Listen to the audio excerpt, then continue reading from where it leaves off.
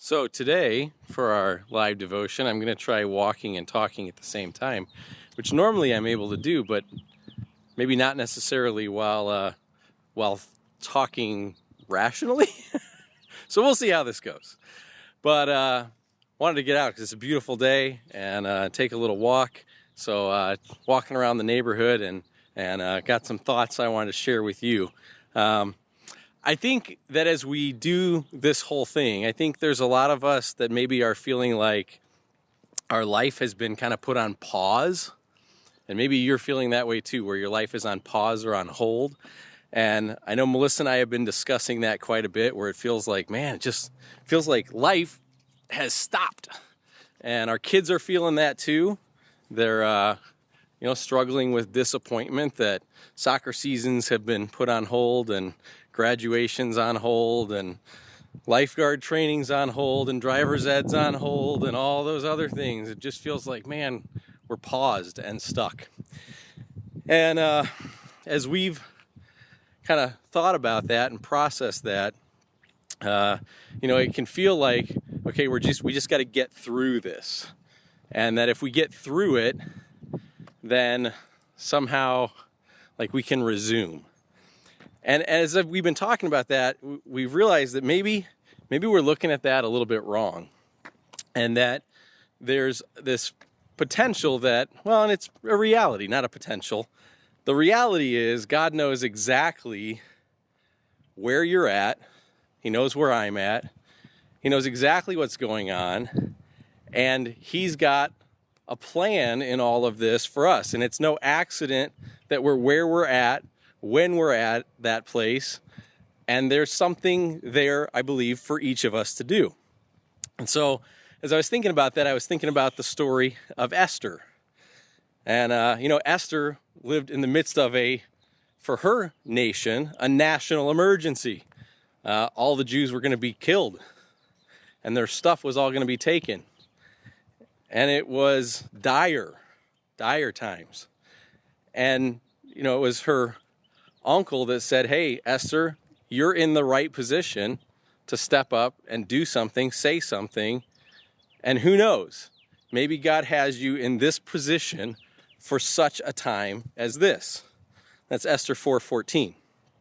And I think all of us, even though we might be going, well, I'm not in the palace, I'm not like the head of something.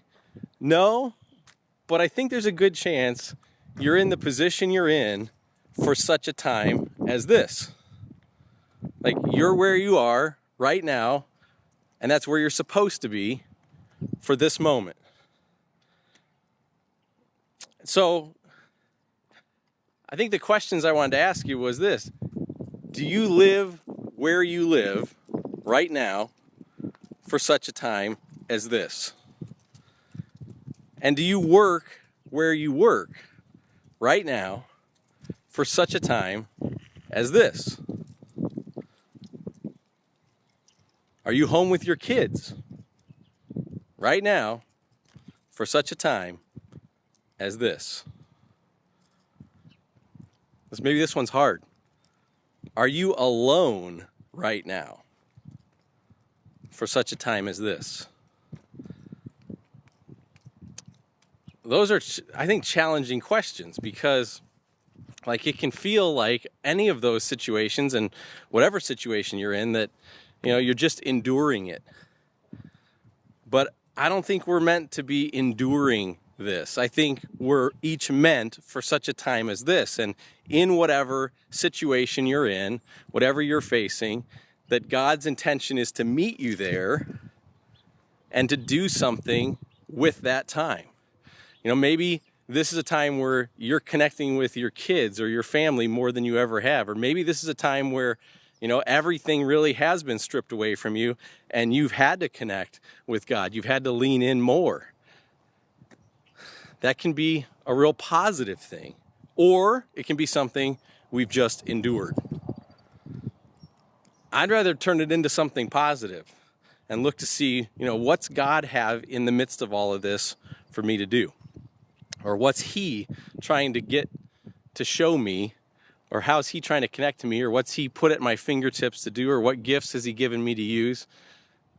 how is this going to be used? How am I supposed to be accomplishing something with this moment in this time, even though it might feel like I'm just waiting to get through it? So, no coincidences, exactly right. And so I want to encourage you to be looking for that. Were you put in this moment, in this time, in this place, in this situation for such a time as this? I think God's wanting to show up in a lot of our lives and accomplish some pretty awesome things. And so we have to be looking. We have to be watching. We have to be waiting. So I hope that's an encouragement to you. I also want to mention, since I got you on here, that we've started putting a new thing on the church Facebook page. Maybe some of you have played a game called Would You Rather, where you have a question like, would you rather this or that? And then you try to answer that. And the thought is whoever you're around, or if you want to call someone and even do it, they're biblical questions, biblical situations.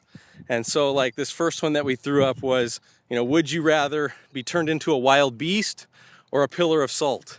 And then it gives the scripture reference for both of those situations in the Bible.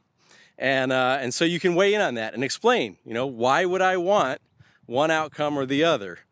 Or over the other. Probably nobody wants either of those outcomes, but just gets you some conversation going. It's fun to do with the kids, fun to do with adults. So we hope you'll check that out and plug in. You can even share your thoughts online if you want. So hope God keeps speaking to you, keeps working in this, and know that you are in this position right where you're at for such a time as this.